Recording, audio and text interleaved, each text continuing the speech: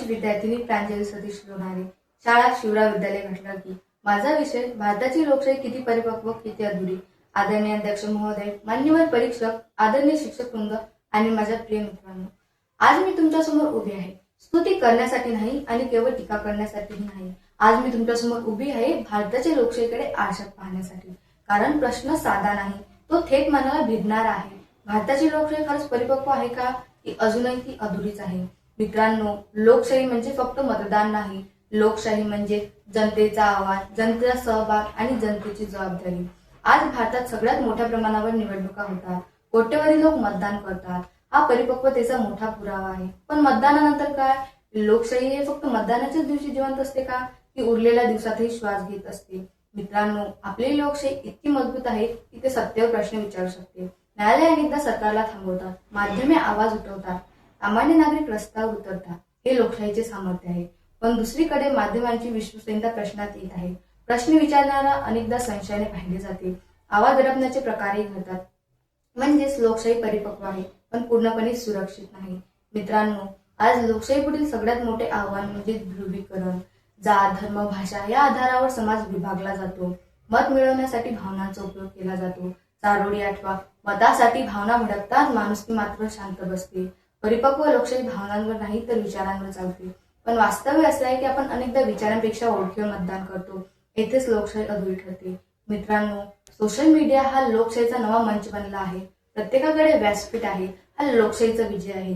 पण त्याच वेळी खोटी माहिती, द्वेष आणि अफवा याच माध्यमातून पसरते। चारोळी आठवा, बोटावर स्क्रीन मनात विष, लोकशाहीला बसतो रोजच घाव। म्हणजेच लोकशाही परिपक्व असली तरीही तिच्या वापरात आपण अजूनही अपरिपक्वच आहोत। मित्रांनो, लोकशाहीची खरी कसोटी सरकार बदलण्यात नाही तर नागरिक बदलण्यात आहे। आज अनेक नागरिक फक्त मागण्या करतात पण नियम पाळत नाही, हक्कांबद्दल बोलतात पण कर्तृत्वाकडे दुर्लक्ष करतात। चारोळी लक्षात ठेवा, हक्कांचा गजर मोठा, कर्तृत्वाचा आवाज छोटा, ही मानसिकता लोकशाहीला कमकुवत करते। चारोळी लक्षात ठेवा, हक्कांचा गजर मोठा, कर्तृत्वाचा आवाज छोटा, ही मानसिकता लोकशाहीला कमकुवत करत आहे। पण मित्रांनो, मी निराश नाही, कारण भारताची लोकशाही जिवंत आहे, ती संघर्ष करीत आहे, महिलांचा सहभाग वाढतो आहे, तरुणही प्रश्न विचारत आहे, ग्रामीण भागातही जागरूकता वाढत आहे।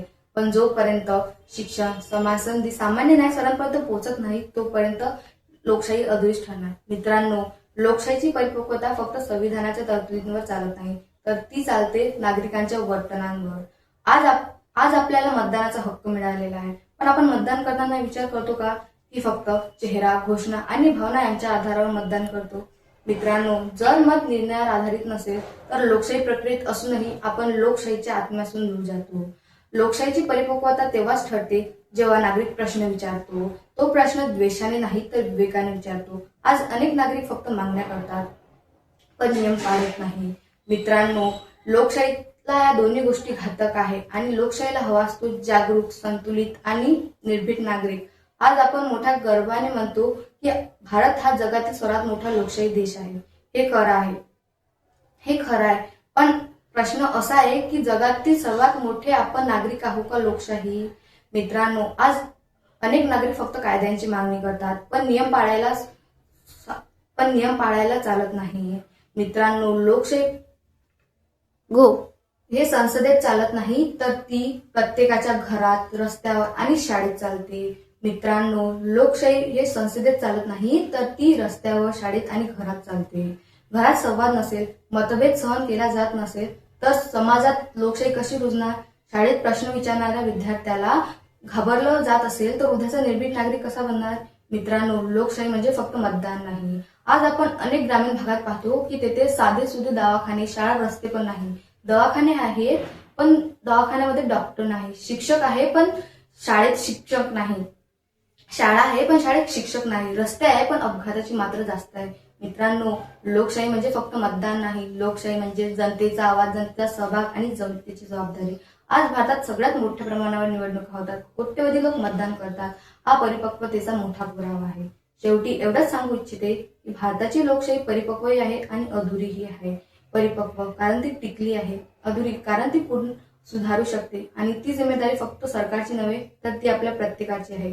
चला तर मग फक्त मतदान न राहता जागरूक नागरिक बनूया, कारण मित्रांनो, परिपक्व लोकशाही जागरूक नागरिकांशिवाय कधीच पूर्ण होत नाही आणि ती जबाबदारी फक्त सरकारची नव्हे तर ती आपल्या प्रत्येकाची आहे. धन्यवाद.